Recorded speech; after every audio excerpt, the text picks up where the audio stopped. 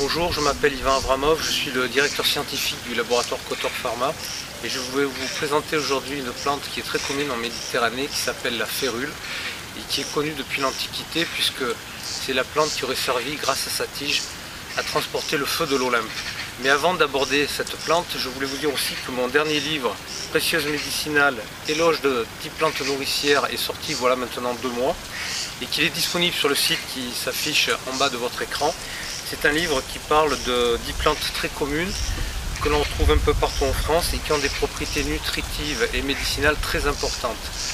Vous aurez un peu un résumé de ce livre également à la fin de la vidéo si vous voulez avoir plus de renseignements. Dans cette vidéo, vous verrez aussi que j'ai fait quelques essais pour essayer de transporter le feu grâce à la tige de férule. Bonjour, je vais vous parler aujourd'hui d'une plante très commune en Méditerranée qui s'appelle la férule et que j'ai autour de moi. Vous voyez des beaux pieds là qui sont en train de démarrer. Et justement, quand cette plante est jeune, elle peut ressembler à du fenouil. Donc c'est une plante avec laquelle on peut faire une confusion. Mais c'est une plante qui fait partie de la famille des ombellifères, c'est-à-dire qui font des fleurs en ombelle et qui peut atteindre 3 mètres de haut. Elle fait d'ailleurs les ombelles les plus grosses qui existent en Méditerranée. C'est une plante qui a une histoire particulière et qui est symbolique et dont le deuxième nom est la jeteuse de sorts. Je vais un peu vous raconter son histoire et ses propriétés. La férule jeune peut ressembler à un gros fenouil sauvage. Il faudra faire attention de ne pas la confondre à cause de sa toxicité. Cette plante présente à la base des feuilles qui sont fortement découpées avec des segments filiformes. Et ce qui est remarquable, c'est que plus on monte sur la plante et plus on se rapproche en fait des fleurs, ces feuilles sont transformées en une gaine énorme avec quelques petites feuilles filiformes à l'extrémité. Si on se situe en Afrique du Nord ou en France, cette plante ne va pas avoir du tout la même utilisation ni la même symbolique. Et en France et en Europe, elle est connue depuis très longtemps comme bâton de châtiment. Parce que la tige servait au maître d'école à faire régner une discipline de fer auprès des élèves, et à tel point qu'elle servait de baguette pour frapper les élèves, et elle porte également le nom de pamelier ou pommelier, qui vient de pommelle, parce que la plante servait à taper la paume des mains des enfants. Alors elle est connue depuis très longtemps aussi en France et notamment en Grèce, car ce serait peut-être la plante qui est à l'origine du feu olympique, parce qu'elle renferme à l'intérieur de la tige, une fois qu'elle est sèche, une moelle qui brûle très doucement. En Afrique du Nord, c'est une autre histoire. La plante est connue pour jeter des sorts. C'est une plante qui est utilisée au cours de rites magiques, mais pour ça il faut récolter une gomme à partir de la plante. C'est une gomme qu'on appelle la gomme ammoniaque du Maroc et qui va s'y servir dans les rites. La gomme résine est récoltée sur la souche de la férule qui est dénudée et incisée profondément, et des lésions s'écoulent surtout par forte chaleur une sécrétion laiteuse gluante qui ensuite va durcir et donner des concrétions de consistance variable. Tous les pieds de férule ne produisent pas cette gomme résine.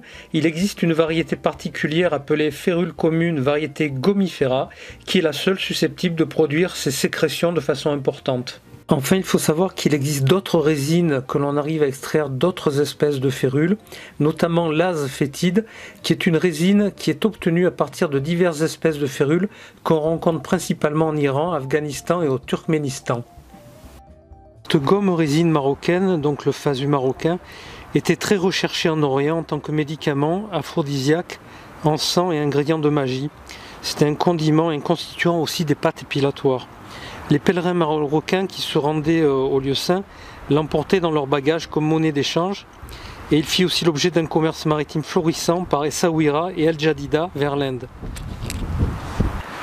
Au niveau médicinal, cette gomme résine était surtout utilisée pour se débarrasser des vers intestinaux et aussi contre la teigne et la pelade.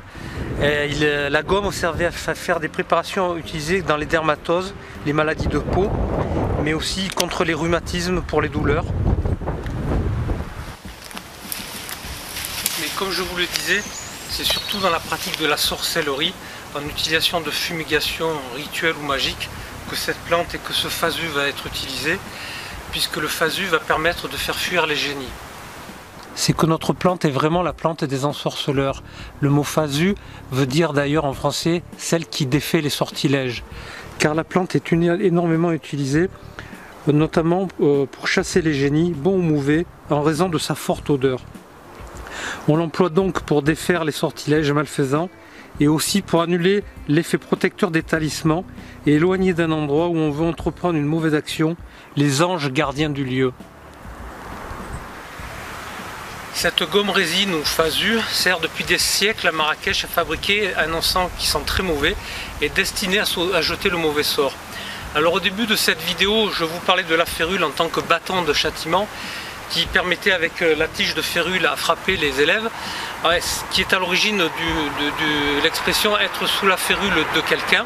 En fait, il y a le même mot en arabe qui signifie être intoxiqué, être sous l'esprit de la férule, et parce qu'en fait, toute la plante est toxique et la consommer, l'utiliser de quelque façon que ce soit, entraîne une toxicité assez importante, voire débilitante, comme je vais vous l'expliquer. La toxicité de la férule pour le bétail est connue depuis longtemps en Afrique du Nord. Les intoxications se produisent surtout en automne, lorsque l'herbe étant rare, les troupeaux se voient obligés de paître la férule très verdoyante en cette saison. Or, toute la plante renferme des molécules toxiques qui sont des dérivés coumariniques. En fait, ce sont des molécules qui ont une activité anticoagulante et qui sont à l'origine d'hémorragies qui sont observées dans les troupeaux de moutons et même d'autres animaux. La plante est connue aussi pour l'intoxication à caractère épidémique qu'on appelle le férulisme, qu'elle provoquait autrefois chez l'homme dans les périodes de disette au cours desquelles les côtes des feuilles tendres et charnues ainsi que les souches étaient récoltées pour être mangées. Au Maroc d'ailleurs, le parler rural a gardé le souvenir de cette intoxication débilitante sous la forme d'un qualificatif mkélé, qui veut pratiquement dire sous l'effet ou l'intoxication de la férule, et qui s'emploie à propos de quelqu'un qui est apathique, sans tonus, sans ressort et long à réagir. Chez l'homme qui a consommé en grande quantité de la férule ou plusieurs jours d'affilée, on observe une grande faiblesse qui s'accompagne de pâleur, d'essoufflement, des diarrhées très abondantes et des plaques échymotiques, surtout sur les membres. Et rapidement, un état de grande torpeur s'installe et la marche devient très difficile. Il y a des liquides qui suintent au niveau des jambes et des pieds. Et la faiblesse augmente, puis 8 jours environ après les premiers signes, la mort survient chez les sujets très atteints. En plus de son utilisation comme plante médicinale et dans les rites magiques, cette plante a un usage domestique puisque ses tiges, qui peuvent être énormes, beaucoup plus grosses que celle-ci, servent à fabriquer des meubles, des piquets, voire des toitures en Afrique du Nord. Et elle sert aussi à transporter la flamme, comme je vous l'ai dit, et elle a servi en France notamment pour aiguiser les lames de rasoir. Chose curieuse, bien que la plante soit toxique, dans le Moyen Atlas, les inflorescences qui sont encore non épanouies comme celles que vous avez sous les yeux sont consommées et en fait ces inflorescences sont cuites à la vapeur et elles vont être utilisées pour détruire les vers intestinaux. Elles sont considérées comme inoffensives, sauf pour la femme enceinte, mais en fait il faut mieux éviter cette consommation du fait de la grande toxicité de la plante. Les fleurs de férule sont très mellifères, elles attirent les abeilles, mais également un bon nombre d'insectes.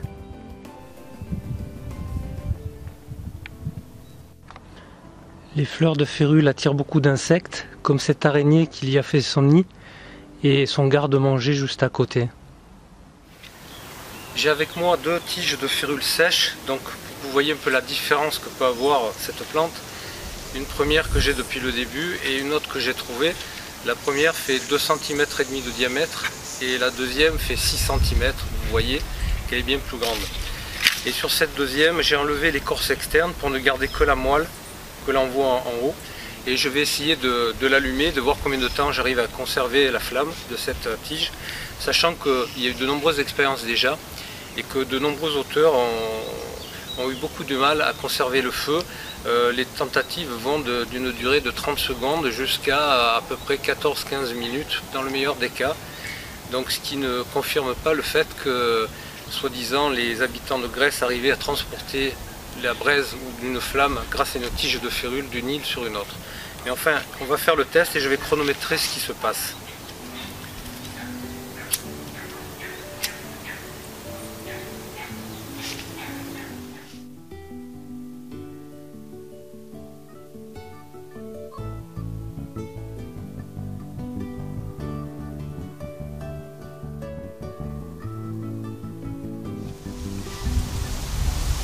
Alors pour allumer ma tige de férule, j'ai un peu triché au départ, mais j'ai fait ce que certainement les Grecs avant faisaient, c'est-à-dire que j'ai mis un peu d'huile en haut de la tige pour la faire démarrer.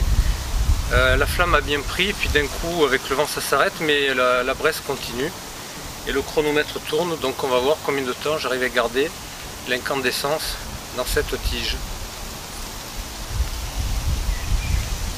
Sachant qu'il y a des témoignages qui disent qu'en Corse ils se servaient pour s'éclairer lors des fêtes de la Saint-Jean et qu'en fait ils agitaient souvent la tige pour maintenir la braise.